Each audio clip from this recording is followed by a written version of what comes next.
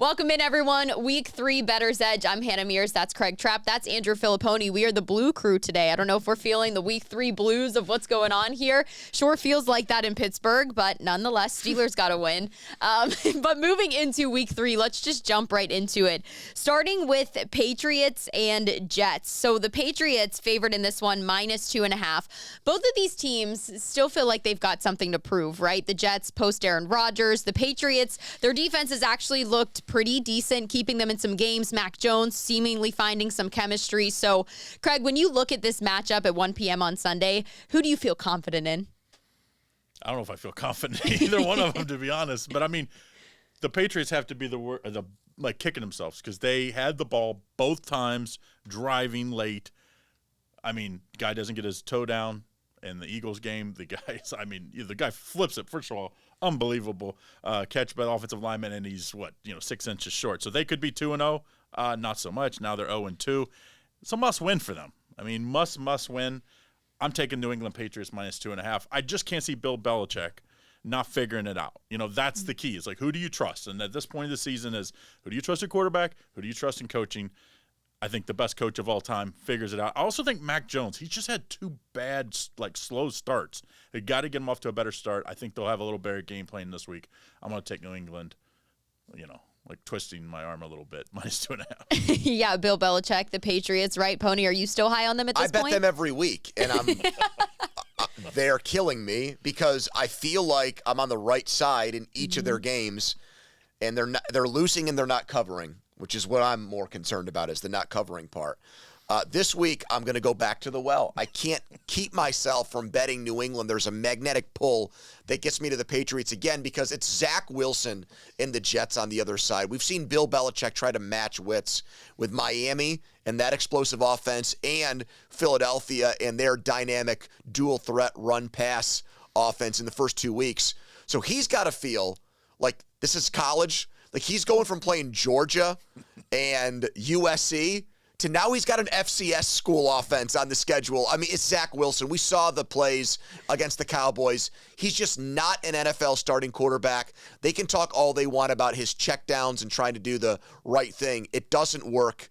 New England, I think, has looked competitive in these 2 games, and I would be stunned if they go to New Jersey and lose this game on Sunday. I was like, I wonder what the prop is. Like, I didn't see any props out. We recorded. I haven't seen too many of them yet. But like the over interception, I'm guessing it's 1.5, and you probably got to lay juice on it for Zach Wilson. Because New England's secondary got banged up against Miami, and they still kind of held their ground in that game against Tyreek Hill and Jalen Waddle. Yeah, that defense was still pretty solid. And not to mention, the Patriots defense saw 2 really good offenses to start. You saw the Eagles, you saw the Dolphins. Mac Jones still threw for over 300 yards in the game against the Eagles. So there were positives from the Patriots all across the board for me. And Zach Wilson, 0-4 straight up against Bill Belichick in his career. So I'm sure the Jets not loving the fact that they have to rely on Zach Wilson again. I do think the Patriots, that 0-2 record, like, to your point, was deceiving, in my opinion. They very well were in those games and could have won those games. Just a slower start for the season, but I think they take the cake in this one. They get their first win. I'm going to take the Patriots money line in this one for sure. That's where I feel about that. I think Bill Belichick's going to get it. Clean sweep from us. Clean sweep here. Everyone on the Patriots, that worries me a bit. That might be trouble. 3-0. Worries me a bit, but nonetheless, I think all of us are on the same page where Bill Belichick is going to get the better of them, and we can't rely on Zach Wilson forever. No. It's only a feel-good story for so long. When you look at Panthers and Seahawks the favorite at 5.5 at this one. Carolina is a team that started to feel like they were connecting towards their end of the game last week. Bryce Young, he's still young, though. It seems like he's still making some mistakes, some bad reads, but when he can use his legs, we saw him be successful. Still needs to learn how to slide. I think that video went viral. But when you look at this, are you comfortable saying the Seahawks at 5.5, Pony? No, and I liked them last week. I came on here and I said I thought they were going to go to Detroit and bounce back. They did, so I'm patting myself on the back very hard right now.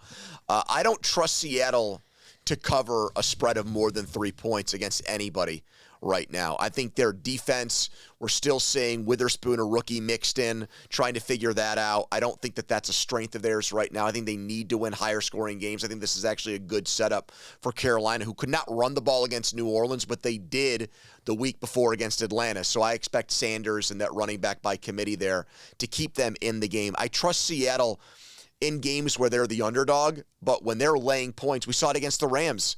They trailed for most of, especially in the second half, they had no shot. So I'm going to take the points with the Panthers. I know it's a tough rookie quarterback on the road, but I'm going to go with Carolina plus 5.5.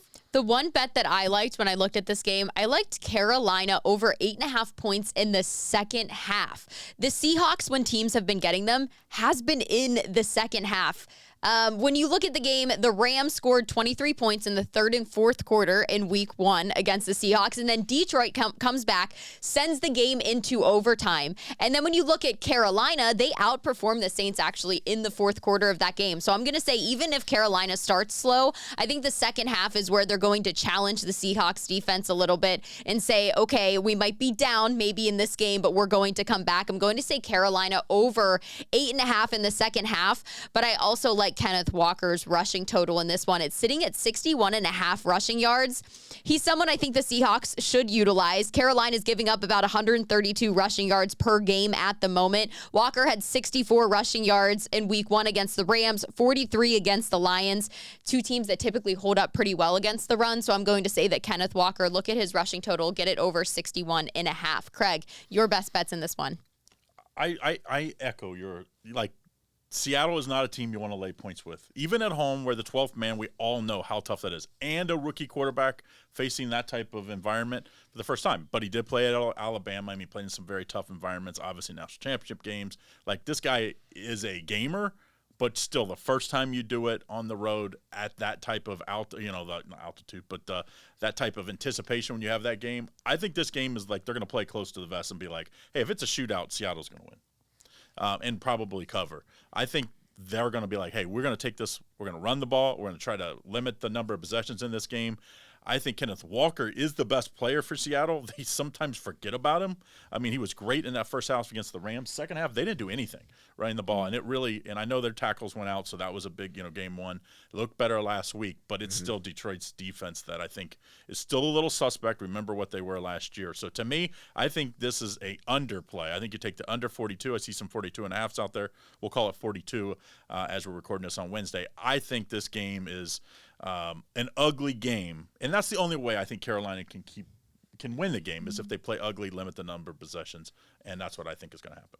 The under in this one, okay.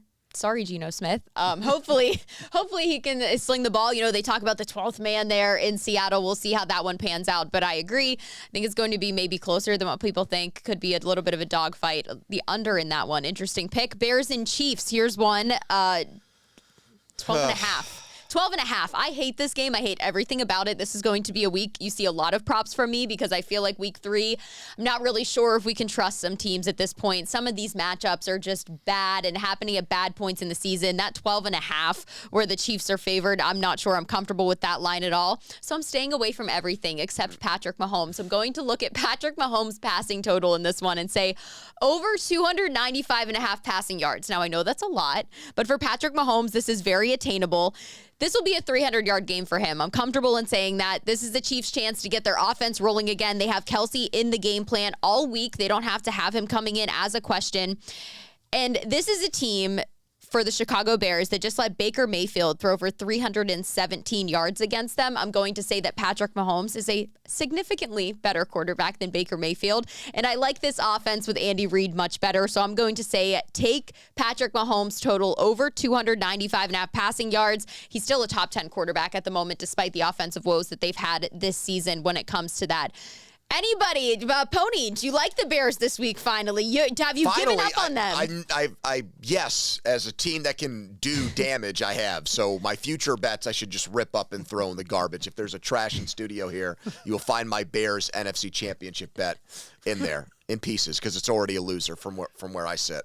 But 12.5 is a ton of points in an NFL game. So I will do my best to make the argument for the Bears. This is where I start with games like this. I tend to go towards underdogs when I see big numbers and want to make the case for them. Chicago should be able to run the ball against the Chiefs. I'm just so confounded by the stubbornness of them to try to turn Fields into a pocket passer.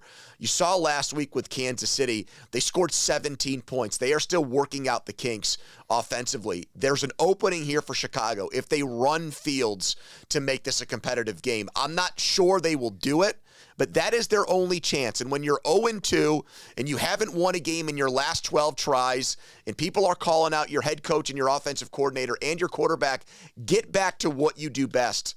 So I don't have a Fields rushing prop right now, but I do think they'll hang around in this game and maybe backdoor cover their way to a win here. 12.5 points, a lot. I'm going to take them. Can you agree with this one? 100%. This is what my favorite angle in the NFL is, the ugly underdog theory. It's like, the uglier the underdog, the more you should really look at it. And there couldn't be a team that played worse last week, in my opinion, than that Chicago Bears team. I mean, the still frames of him like having a lane to run and just choosing not to because he's I guess just trying to prove people wrong. The interception in his own end zone that he threw was just when you look at the still photos and you just see what he's looking at and like, why aren't you running? When he would run last year and put up some ridiculous, like PlayStation type numbers, from back in the day. But to me, I don't think the Chiefs are still that good. Jacksonville kind of gave them that game. They had several chances and didn't get it done. Kansas City didn't put up a lot of points. If they don't put up, to cover a 12.5 point spread, they're probably going to have to score, high 20s, low 30s. I just think Chicago is going to be like, hey, we got to run the ball. We got to take the air out of the ball, as they say in basketball. It's the football analogy this time. They're going to limit the number of possessions. I think Justin Fields has a big game. He is kind of that guy that when you count him out, he's going to do something. The time is now. Time is now for Chicago.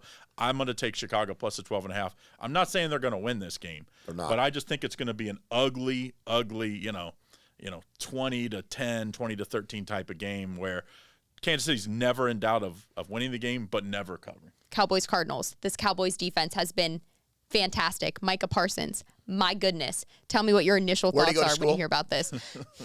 Penn State? You want me to say it again? Micah Parsons? Penn State? Micah Parsons? He has been unbelievable this year. This Giants, the first game against the Giants, the defense of Dallas was unbelievable. Last week, Dallas' defense, now granted, Zach Wilson.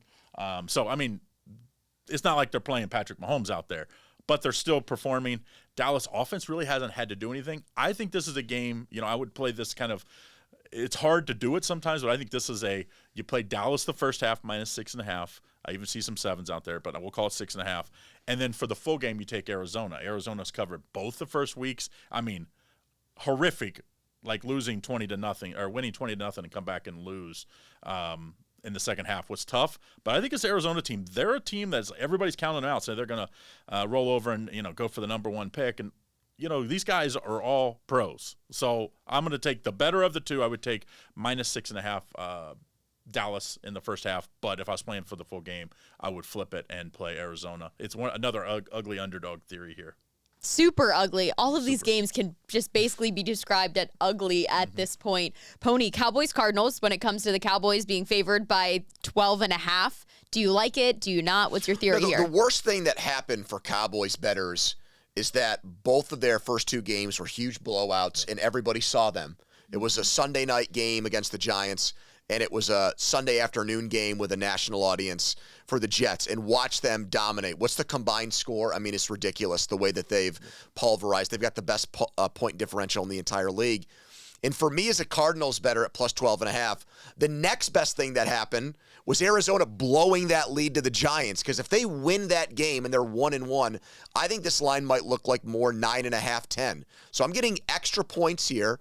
because the odds makers are thinking, oh my God, this team blew this game. What a disgusting loss. I'm cool with that. The Cardinals ran the ball last week against the Giants. James Conner went over 100 yards.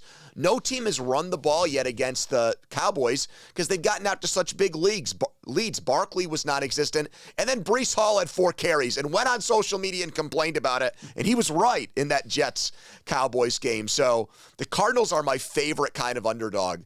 They've got the us against the world mentality going for them. They go into every one of these games thinking no one takes them seriously, and that makes them dangerous. They're going to hang around in this game and maybe win against Dallas.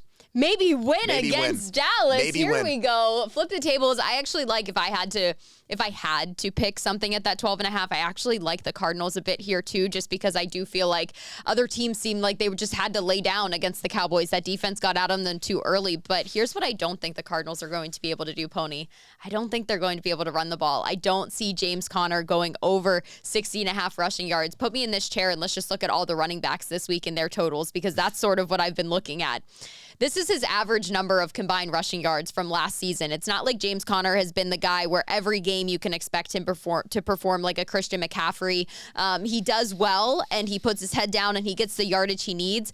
But I think under this Cowboys defense, I just don't see their game plan running the ball being able to work out. Not when you have guys in the interior that have been fantastic. Not when you have Micah Parsons making you sweat every single play. I'm going to say James Conner under 60.5 rushing yards. The Jets had 64 combined rushing yards. Saquon Barkley, like we said, was only at that 50 rushing yard mark. So these great running backs, 3 of the best probably between the Jets and the Giants, weren't able to get over this mark. So I'm going to say James Conner goes under in this one as well. I don't think they're going to be able to run the ball. Well, am I crazy for thinking that? They can keep it close. That's the thing. If right. they keep it close, they can keep running. It reminds me of Atlanta at the early portions of last year when they had Mariota in and he could not throw the ball, but he was dangerous as a runner. And I think Dobbs being the quarterback there gives them a different dimension in that way. Absolutely. So opens things up for Conner. And when Micah Parsons is running at you, Dobbs might have to run a little bit more. So maybe he's going to be using his legs a bit. You can only do that if you stay in the game, though. Like if you're down, Sure. the Giants were, and you're down 20 in the first half, all of a sudden the whole second half you're throwing the ball, and it can get ugly. Because that pass rush of the Cowboys, when they know you're going to pass, it's as good as anybody. It's going to be hard to stop no matter what. People know Micah Parsons is coming. They still can't stop him. Double teams, triple teams, doesn't matter. He's getting through one way or another. Somebody's defense who was very good this week, and thank goodness for that, was the Pittsburgh Steelers. We're looking at Sunday Night Football. 2 back-to-back weeks of the Steelers in prime time. We like to see this. The Steelers are actually the underdog heading into Las Vegas. The Raiders favored by 2.5 right now. Do you still have confidence in the Steelers team despite the offense that we've seen so far being pretty non-existent? Will this be the week that they're finally revived, or is the Raiders offense just as bad to where this one, whoever has the better defense, is going to pull it out, Pony? Okay, so the graphics team's going to get mad at me because I told our producers that I was going to take the Steelers on the money line. I actually can't do it. I thought I could make on the air a very compelling case for them. I can't. I'm sorry. I just don't want to do that right now. Think about this. The Raiders lost a game by 4 touchdowns to the Bills. The Steelers won on Monday night, and the line moved from Steelers -1 all the way to Raiders -2.5. That tells me something that sharp people or the odds makers know. The team that just got its doors blown off is probably the better team.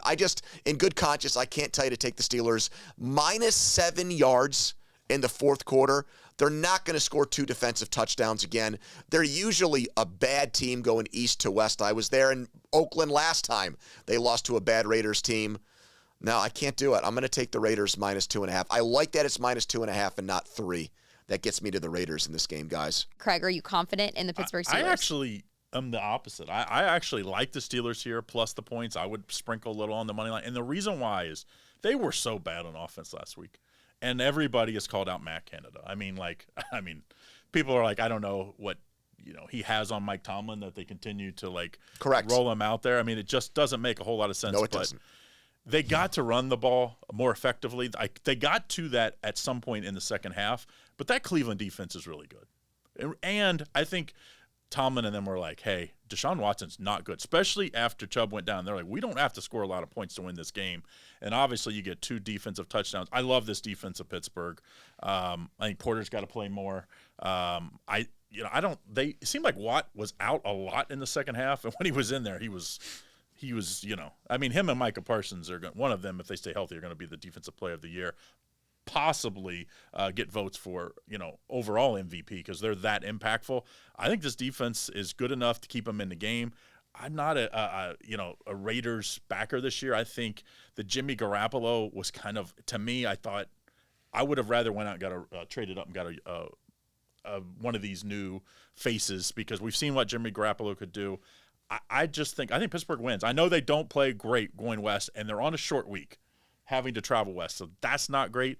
But you're getting plus money, and you're getting plus the points. I could see them covering and not even winning even maybe. How do you explain the line movement?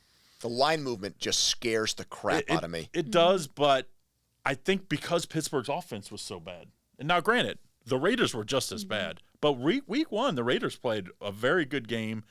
But the Raiders' quarterback is why they're scoring touchdowns, at least, not their defense. Last week, they couldn't run the ball. That was the surprising thing They haven't been able to run the ball all year. Like the first week, at least they could play action pass because they at least had last week, and now they got down, so that somewhat takes it out.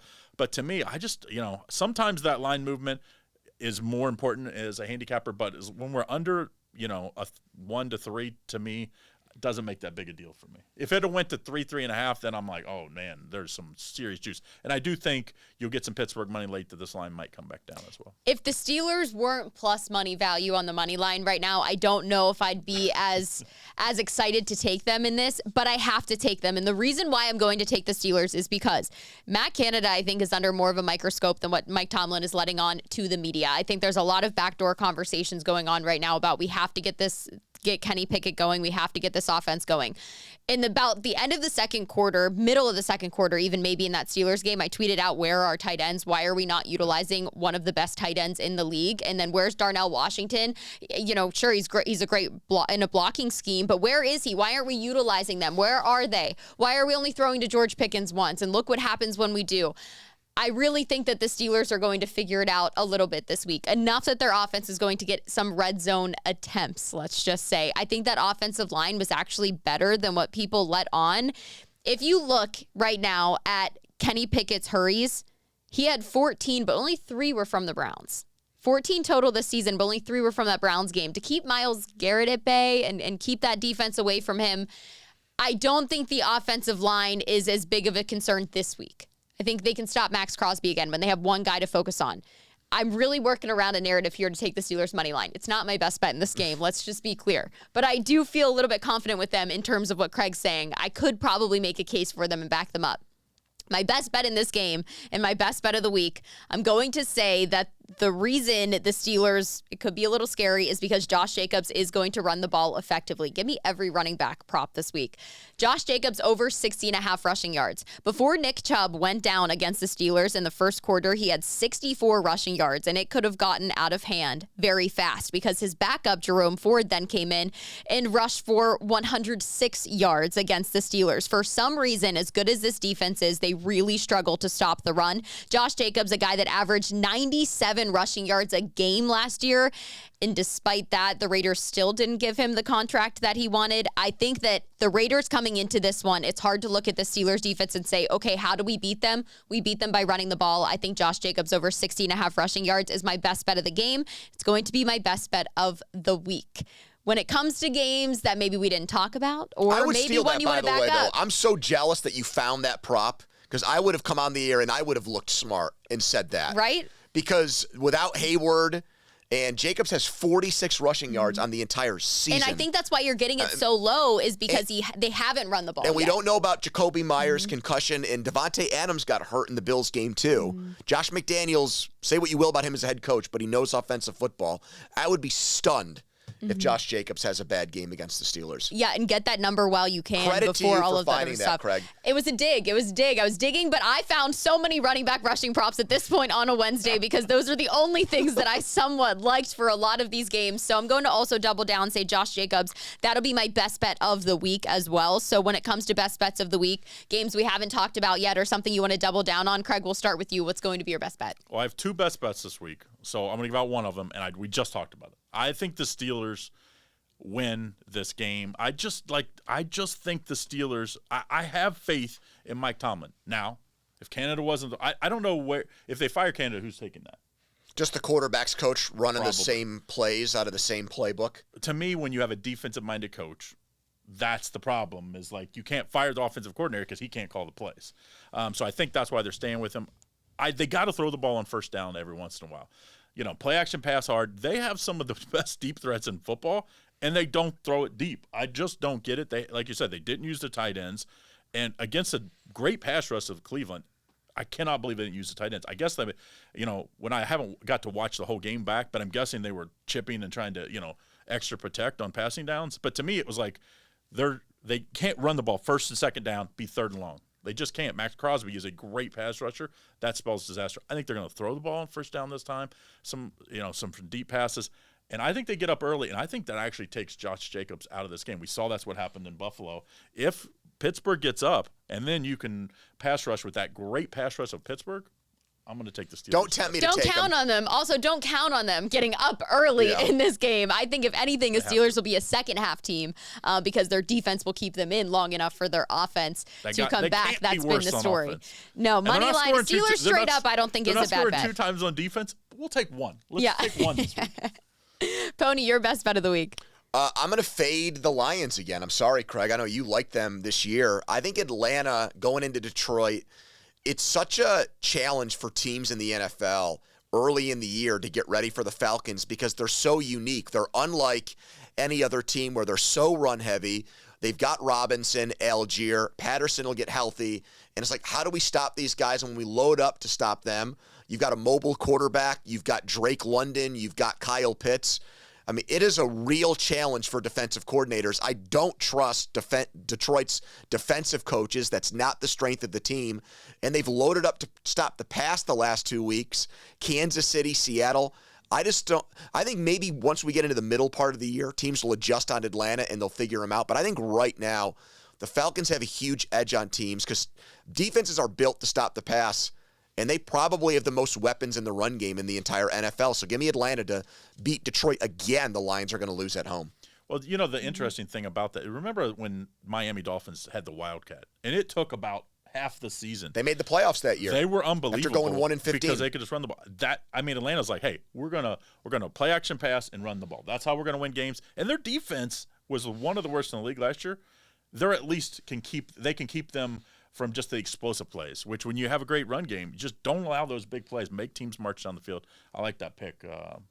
Craig, are you going to give away your second best bet on here? Are we going to have to go to the app to get that one? There it is. There's the plug we were looking for. And it's early, 1 o'clock Eastern Standard Time. I got an early best bet. I'm going to be honest. The best bets haven't been great the first two NFL Sundays, but I'm undefeated on primetime, including the Steelers last week on Monday Night Football. So look for that Steelers bet, right? But more importantly, download the new Picks and Parlays app. It's available on all mobile device platforms. You can find different types of content there, like Craig's exclusive picks. Make sure you like, subscribe, and follow along on YouTube. Follow P&P Bettors Edge on Instagram and Picks and Parlays on Twitter to get all of the fun Bettors Edge content. Again, I'm Hannah Mears. That's Craig Trapp. That's Andrew Fillipponi. And thanks for tuning in for Week 3.